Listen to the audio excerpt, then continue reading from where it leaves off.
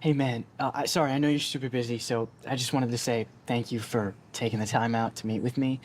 I'm Disney asked me to do this podcast thing, and we've been having different guests on, and I was just thinking it'd kind of feel weird if we did it without you. You know, Hey, hey, uh, I'm sorry, just give me 1 second. Yeah, uh, it's me. yeah, what? I'm the talking part of the horse. This is a team act. We are Chiron.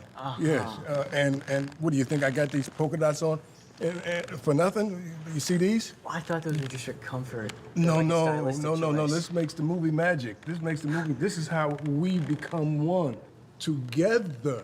Uh-huh. We are Chiron.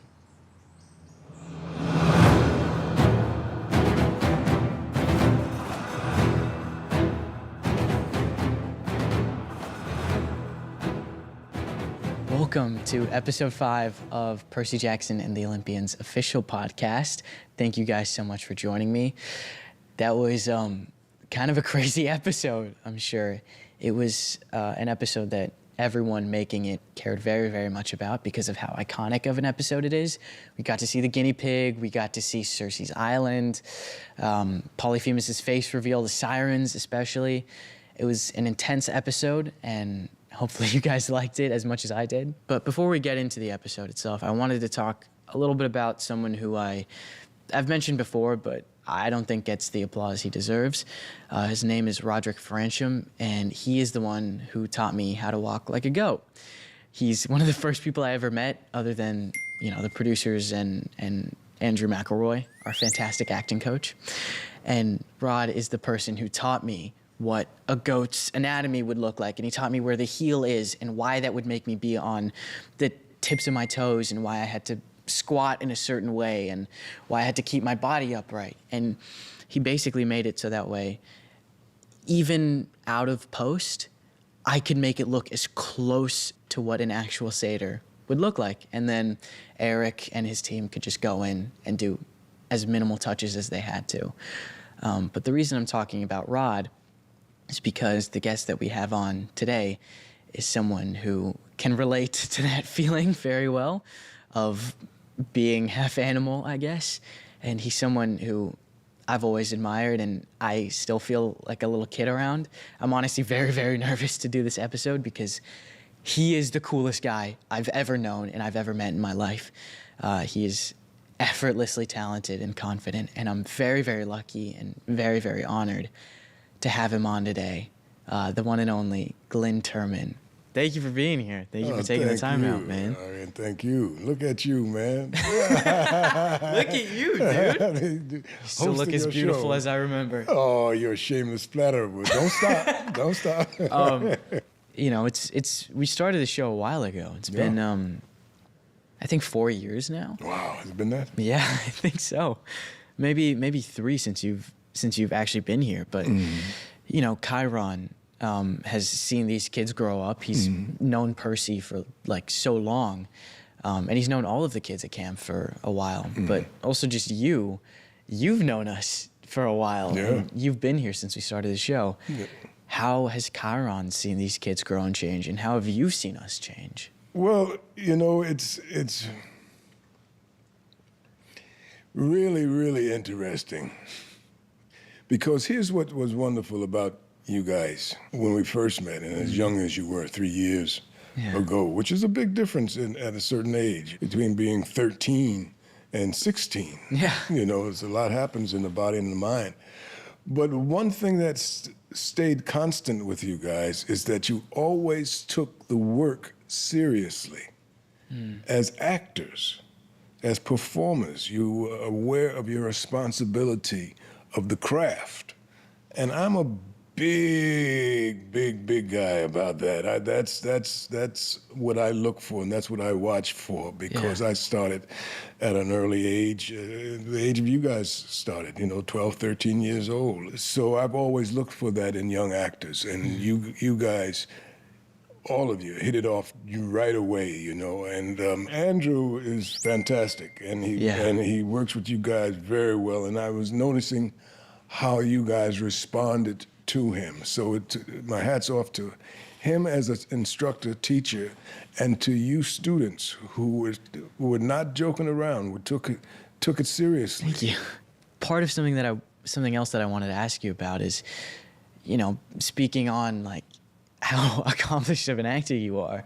This is, I guess at first glance it can be easy to kind of write this off as a children's show, because this is a book for kids who are maybe having a tough time fitting in, or they want to read about Percy and they want to relate with the characters in the book. But someone of your like a veteran actor such as yourself, what made you take this part? Like, what made you be like, no, I believe in this and sign on?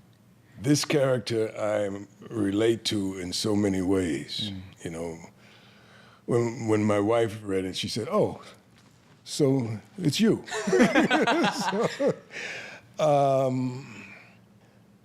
First of all, horses that's always been a big love of mine. Yeah. I literally raise horses and train them and all that, and I've done that for many, many, many years. About 26, 27 years ago, my wife and I started a summer camp for kids. This is the truth. Uh-huh. And, well, I think I've told you this before, but we started a summer camp for kids called Camp Giddy Up. And we've been bringing kids up to our small ranch in Los Angeles for that many years. Yeah.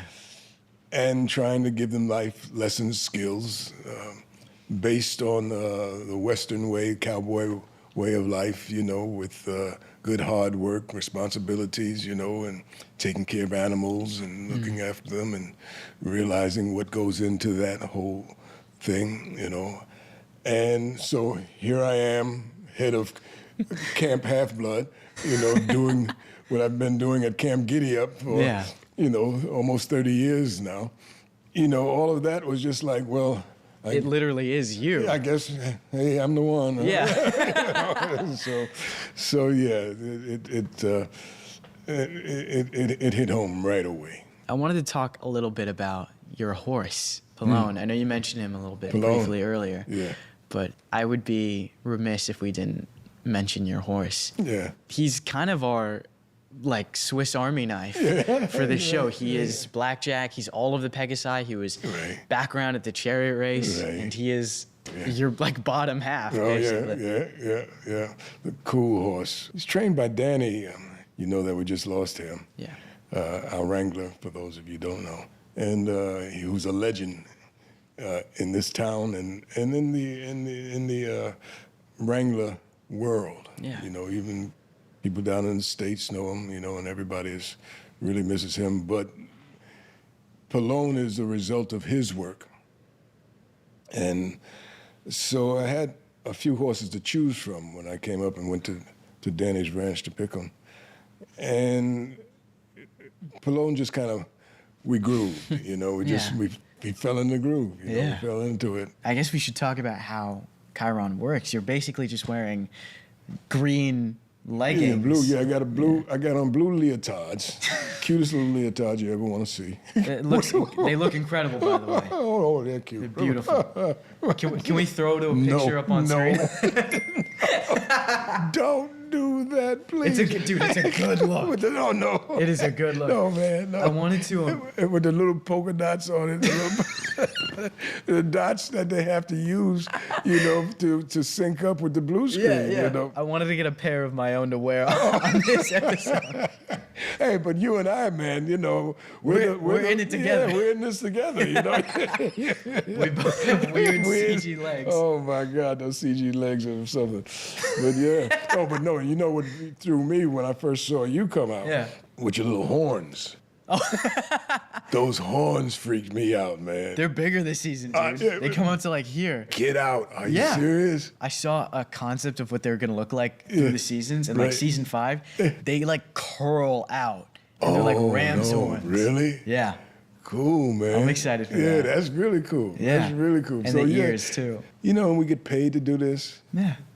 To just have fun, man. It's awesome. And just make these dreams come true, What else? What better job is there? I cannot imagine doing anything else. Can you, like, what other job lets you, like, act with a horse? Yeah, right. How was it working with Plum? Like, was he good at, like, hitting Oh, marks? yeah, he hits his mark. He does the whole thing, and you know he remembers me season to season. You know, and we come up and we hook up and bond up. You know, I got my grunt from him. You know, that's his. That is that's actually his, a freakishly good impression. That's of his Plum. note. That's his note. He's a good actor. I know whenever we all went up to Danny's ranch, Danny used to tell us about, like, they know so much more than you think. Like, he told us his story, like, one time he just wasn't feeling it and he was like kind of in a bad mood. And he got on the horse and he just wasn't talking to them and he was just going around his, like, just doing his stuff, and he wasn't being, like, friendly or playful with them. And they could tell, and they gave it right back. Like, they would just, like, run away, or they would, like, just be, like, they would just return whatever energy he gave into them. Yeah, no, the horses are remarkable animals, man. Really remarkable. That's why we use them at camp so much. They're so therapeutic, you know. They can sense unbelievable things. I've seen them change kids' lives, you know, with just in terms of attitude. Yeah. Over the summer, I worked at a camp. It was like an equine therapy camp. Oh, yeah. And they would, like, take kids who, like, you know, maybe had a little difficulty walking or they were just going through something. They would put them on the horse and just teach them. And I was a sidewinder, and so I would, like, help the kid stay on the horse, and I'd, like, play with the kid, and then we'd help guide the horse around the track. Right. And they were a different person coming into that, and they were a different person coming out. Happens every time. Yeah. It was, there's this one kid I remember, he was like, he was kind of pissed about missing his birthday. Oh, yeah. Because his birthday was the day that he was here. And he was just like, yeah, it's fine. It's my birthday. It's whatever. And they put him up on the horse and they just, like, let him play for an hour. And they took him back down. He was the happiest kid I've ever seen in my entire life. And he's like, you're invited to my birthday party, and I want to bring the horse to my birthday party. And you get a horse, and you get a horse, and you get a horse. Right, I know. No, yeah. No, I've seen it over and over and over again, you know, that horses have changed the lives of the thought process of people, you know, not just kids, but, you know, adults, because they have such an intuitive energy, you know. They can hear your heartbeat. They can feel a fly on their back, you know, unless you know how sensitive they are, as big as they are, you know. They can feel a fly and flick it, you know, so they're really an intuitive animal. And they can hurt you, so you have to be respectful, you know. You cannot, you know, take it for granted, you know. You know, I got dumped a little while ago.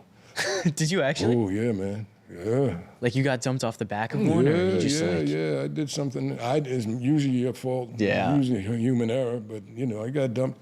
But it's don't panic, Disney, don't. No horses or kids or centaurs were hurt in the making of the show. Disclaimer. Right. But as human error, you just have to be aware, you know, of the responsibility that you have as an equestrian. Well, while we're talking about working with horses, I wanted to pivot a little bit and talk about Chiron's vacation down in South Beach, down in Miami. What was that like to film? Oh, it was funny. Of course, you know, it's the last thing you would expect of Chiron, you know, and his very, you know, serious, British, rigid sort of, serious demeanor, you know. Now he's got shades on, baby, and he's, you know, he's sipping by the beach. He's on got the a beach, you know, tank top right? on. He's got a tank, you know. Chiron, where are you? Well, I'm in Miami, visiting relatives. I wanted to talk also a little bit about you working with some of the greatest heroes of, like, the modern age. Chiron trained Achilles, he trained Hercules, Theseus, Patroclus, like all of these, like, great Greek heroes, the ones that, you know, people tell to their kids at bedtime. He trained all of them, and now he's here at this camp training kind of the next generation. And in the books, there's this moment where he tells Percy, I could just be remembering the plot of Hercules, frankly, but there's this moment where he tells Percy, like, I trained all these heroes, and you know, all of them just go out to war and then none of them come back. But I've learned not to like hope, but in you, I see a little bit of hope that you might have like a happy ending. And to me, it's like a beautiful moment. And I know we don't really explore it as much in the show, but did you carry any of that with you? Like, how do you, when you look out onto this like next generation of kids and, you know, you realize that they're training for what is inevitably going to be a difficult life, like, does that weigh on you? Does it affect your performance at all, or? You draw on as many parallels as you possibly can from your real life situations. Being a steward at Camp Giddy-Up and dealing with kids who've come through, many of whom have had a rough time in one area or another. I've found myself in situations where kids that we've had so much hope for and so much invested in, so much time invested in and caring invested in with their parents. Everybody doesn't make it. Yeah. I'm sorry. You know? Yeah. Everybody doesn't make it. And so when that happens, you realize how much of yourself you have invested in a hope. You know, how much of yourself you've invested in a dream. But that's also at the same time the fuel that you'll need to continue. You know? Yeah. Because it's important. Yeah. Sorry, yeah, I know what you mean. It is difficult watching Chiron, especially like as you go deeper into the books and you go deeper into the seasons. He, you know, especially like knowing his lineage and that he's a child of Kronos, and that's why he gets booted out of Camp Half-Blood, but he still chooses to fight for these kids, even though he's on Miami Beach and he's surrounded by friends and family. He's still thinking about these kids, and the second he is allowed back into camp, he goes right back immediately.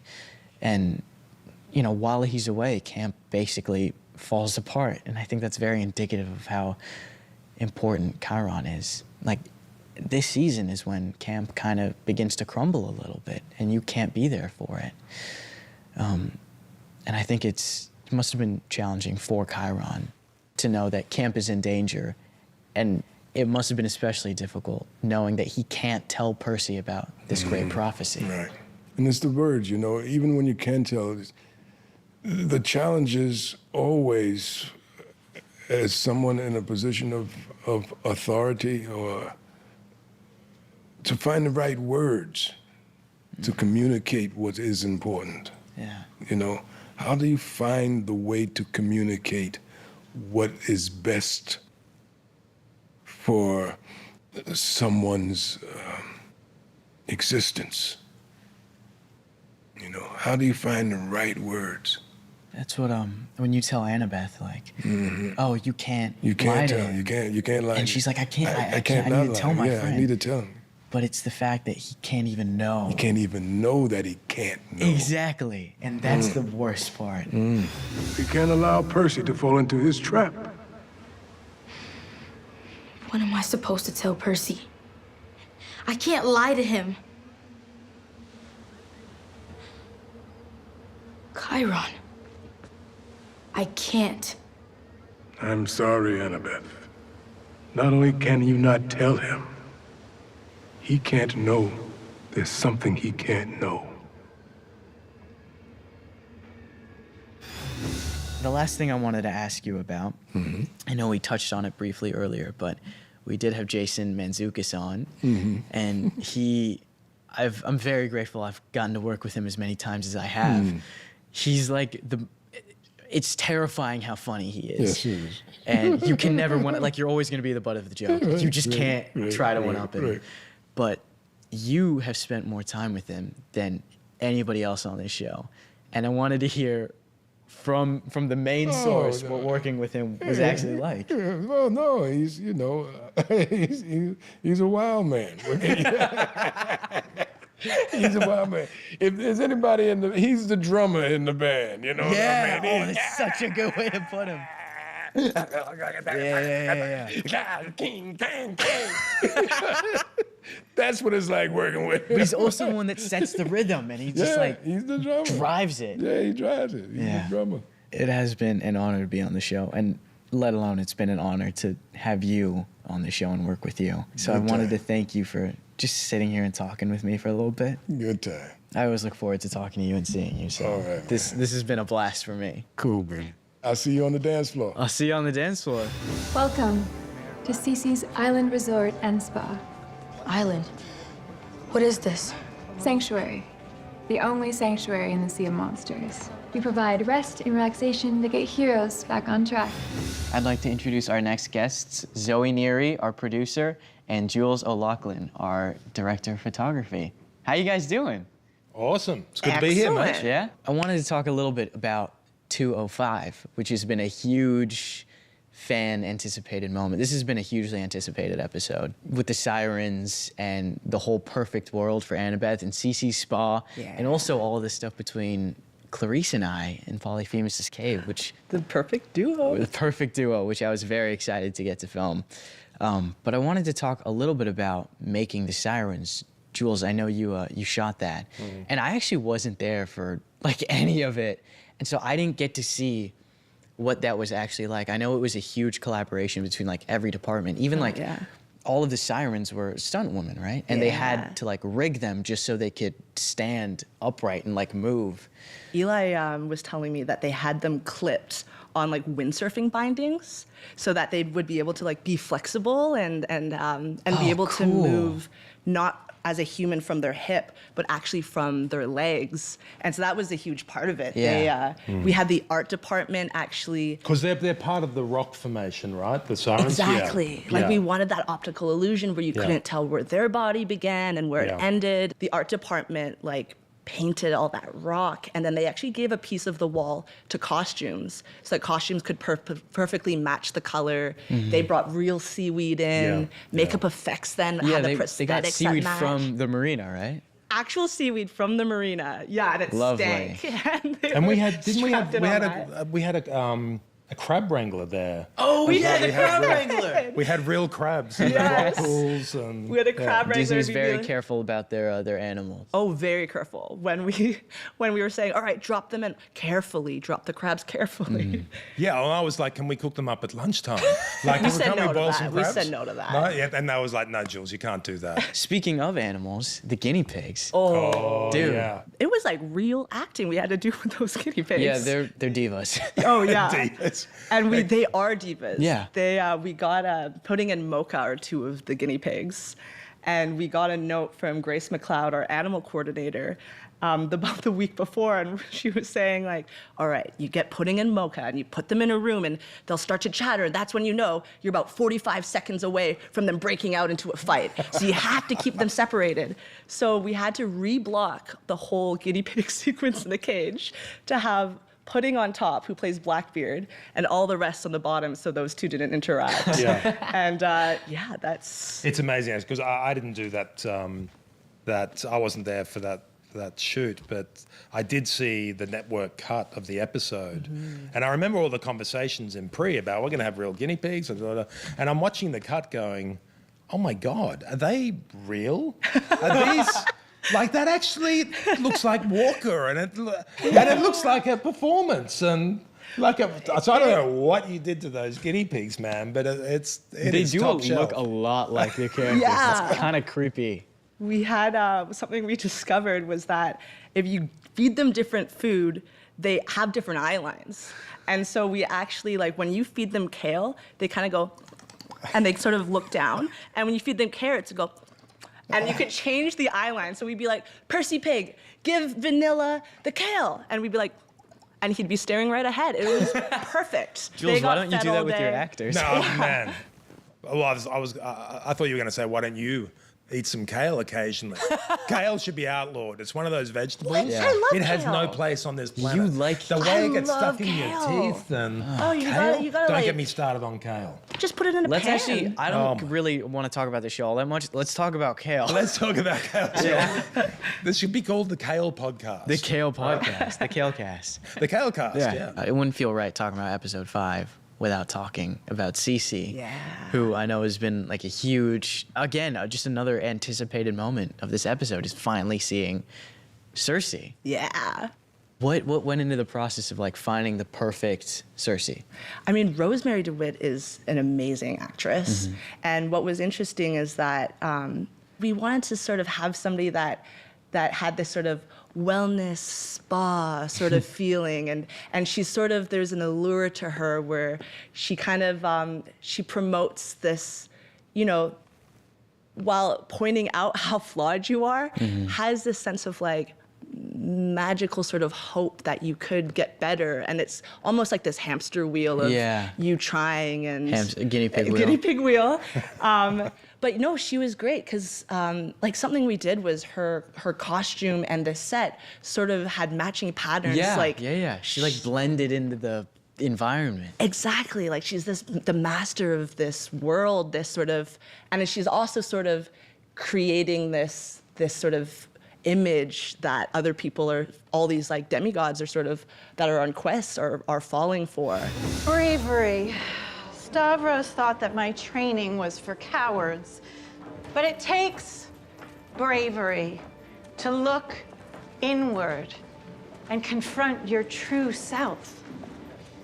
That is how we sail past the sirens.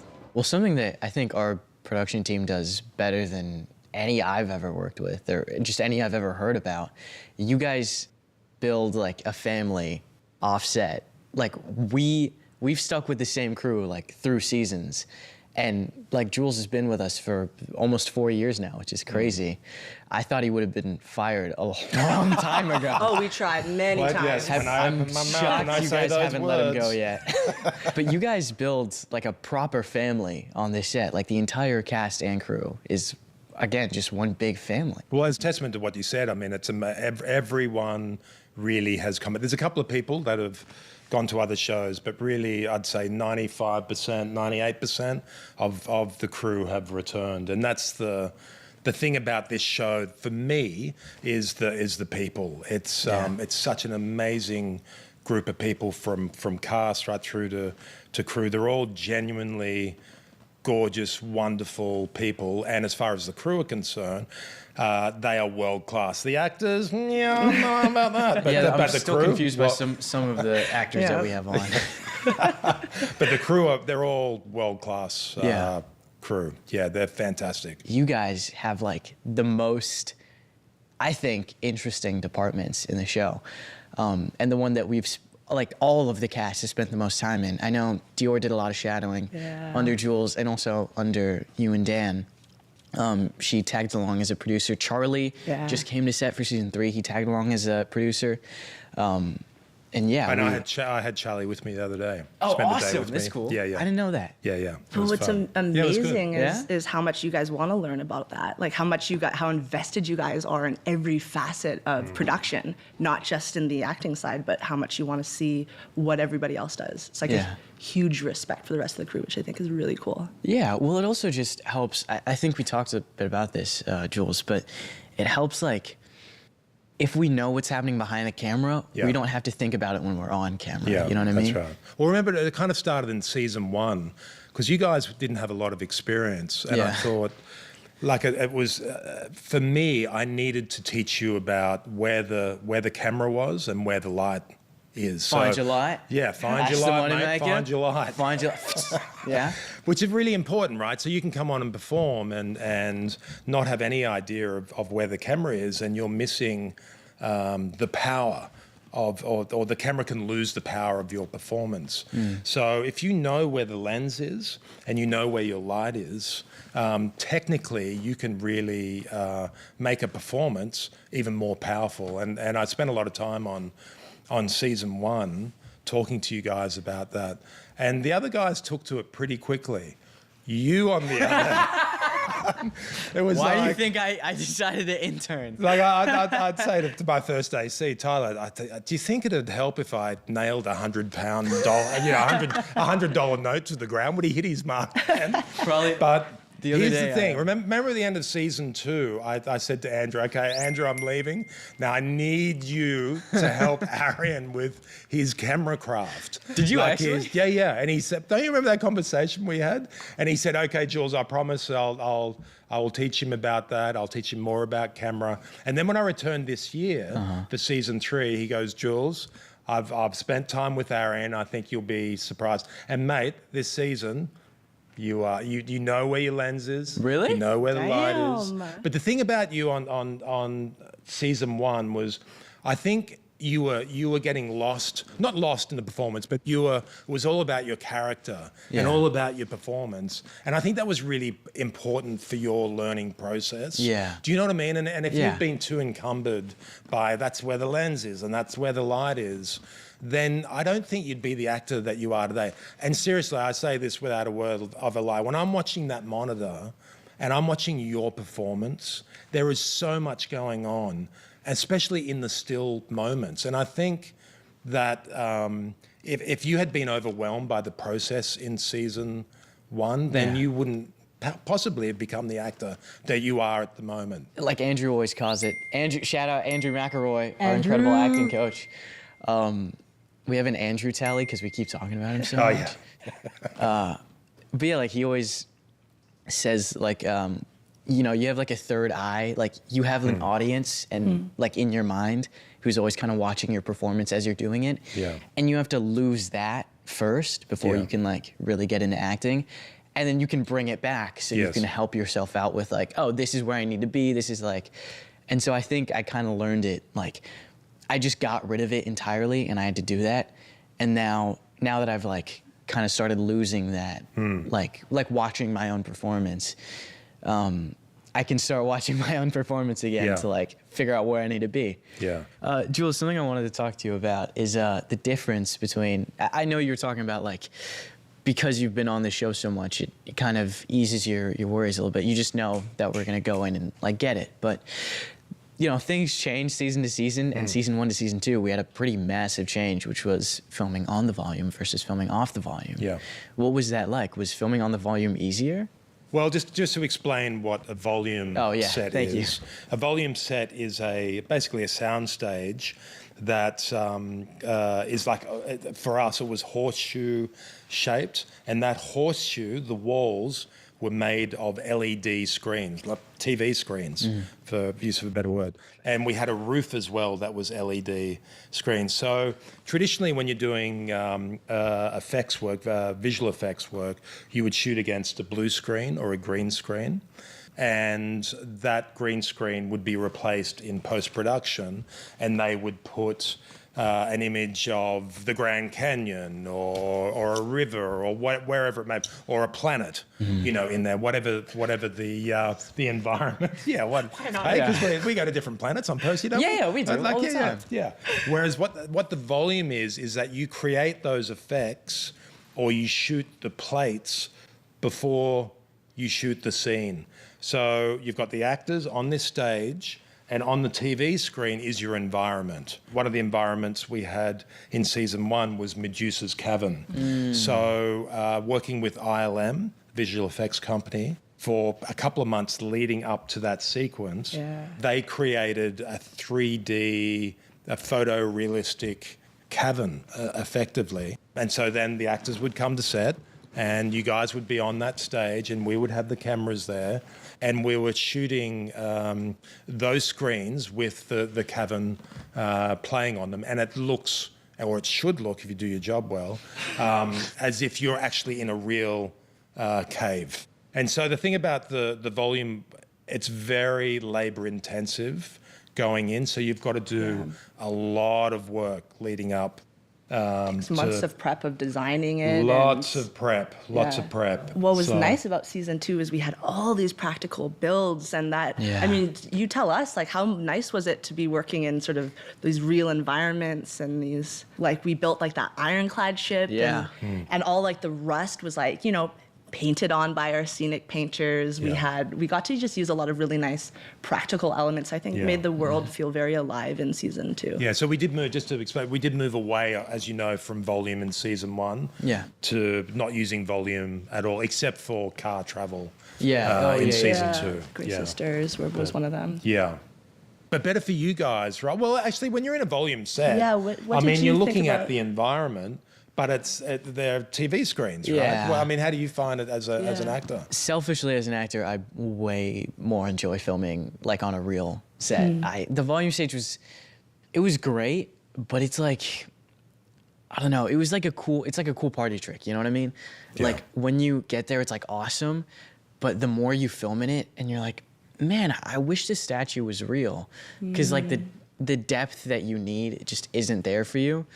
Or like when we filmed the Montauk scene, I think part of what makes that fight, the Ares fight, so incredible is the fact that it happens on this huge open beach, you know, and you're in this sprawling like battlefield. Like this entire beach has been turned into a battlefield by 2 people. And that's how powerful these 2 people are, you know? But we're filming in what is essentially like a playbox sand pit. Or a playground sand pit. And it's great, but I don't know, like I can't imagine doing the chariot races on a volume stage. You know what I mean? Yeah.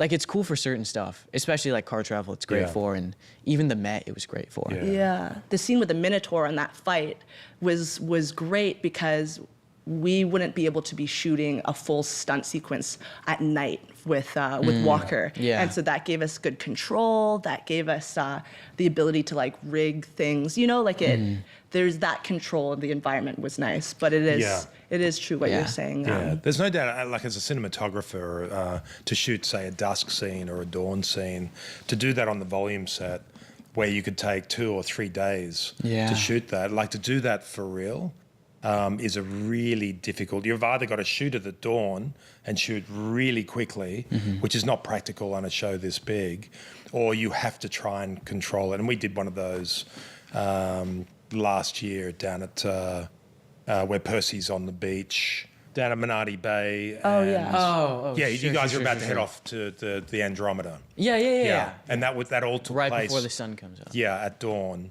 and we had to shoot that over 3 days, and that was really difficult to control. And luckily, matching the we're in the sun. Pacific Northwest. Is that where we are?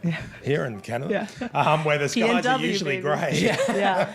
And There's so not much that, sunshine anyway. So that helped a lot, but and just moving into something else, like the Sirens set. That's Yeah. okay. So the Sirens was it was a set. Practical set. It was Yeah. a practical set, Yeah. and there was a lot of discussion about whether we should shoot that on the stage or whether we should shoot it outside. And Dan was a big.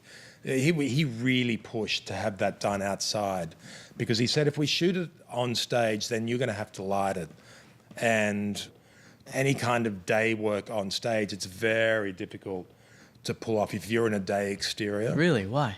Because lighting just looks artificial. Yeah. So I always say, if you're going to shoot a day sequence on stage, an exterior day sequence, then make it early morning or late afternoon, because you can bring in like warm, hard lights. You can fake the eye much better at the early morning or late afternoon.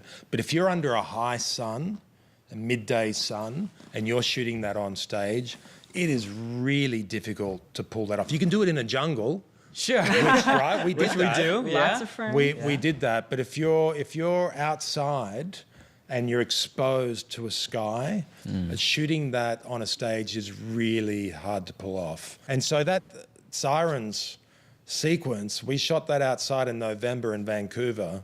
Man, we were smashed by weather. Yeah. But it looks real. Yeah. It's under a cloudy sky and it's under real lights. And, you supplement, of course, for faces and things like that. I think we did that a lot, is we really leaned into the elements this season. Like Yeah. we arranged the whole schedule, and we were shooting things out of order. Yeah, we shot in a Soyuz. Yeah, just to really make sure, like, okay, we know when Vancouver's gonna get rainy. We know how long we have summer, or maybe we want to lean into that sort of overcast look. And Yeah. we really tried to make sure we were fitting our scenes into the appropriate weather to make use of it. Like, why fight it? For those who are listening, by the way, Jules like whipped out a ton of fidget spinners. All of our camera crew are like IRL demigods. Because they're all crazy talented and they also have ADHD. Oh yeah. And none of them can read either. Yeah. Which is No, we like pictures. And everybody has their favorites, so you can hear The soundos hate us. the entire Yeah, time. the sound's like, what the hell is that? Oh, that's Jules. just with the hidden in fidget spinner. people's pockets. Yeah. Surprised you haven't been doing it more on this episode. On this episode here? on this episode. Well, I'm trying to take it seriously, mate. Thank you. All right? I Okay, very much this is your appreciate big breakout kind of moment. And Yeah, well, I this- don't want to, I've been told this acting thing isn't going to work out, so I've kind of got to do this. But wanted to thank you guys again for coming on and being Pleasure. such great guests. Thanks, Aaron. Thank you so It's been great much. to be Of here. course. Watch and listen to the Percy Jackson and the Olympians official podcast, available on Disney Plus and wherever you get your podcasts. And don't miss Percy Jackson and the Olympians, now streaming on Disney Plus.